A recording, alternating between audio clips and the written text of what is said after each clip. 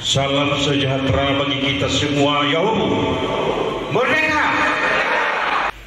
Hadirin sekalian yang saya hormati, pada hari Senin 26 April 2021, kami berdua Kenoki Raira telah dilantik menjadi Bupati dan Wakil Bupati Nias Barat. Sebagai langkah awal penyusunan komitmen politik kami dalam membangun daerah ini, maka kami telah merumuskan program 100 hari kerja yang memihak pada kepentingan masyarakat, yaitu terwujudnya Nias Barat yang bersih, unggul dan maju, yang istilahnya Soguna Bajato. Dalam 100 hari kerja pertama, kami setidaknya ada beberapa poin target yang ini kami capai, yakni sebagai berikut.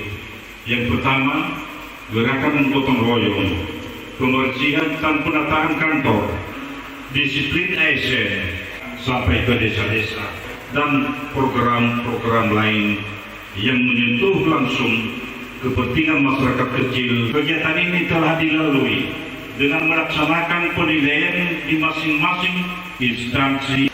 Tentu kontribusi pemikiran dari seluruh masyarakat Nias Barat tetap kami harapkan dalam pelaksanaan tugas pemerintahan ke depan. Saat ini juga kita memiliki sejumlah tantangan. Yang harus kami benahi adalah penataan birokrasi, sehingga birokrasi kita dari waktu ke waktu menjadi lebih baik. Kami juga akan terus berupaya untuk membangun komunikasi yang baik dengan pemerintah pusat, pemerintah provinsi, dan pihak swasta. Tentu ini semua saya dengan Wakil Bupati tidak berhenti-henti untuk melihat, jangan karena sudah kami merem sedikit,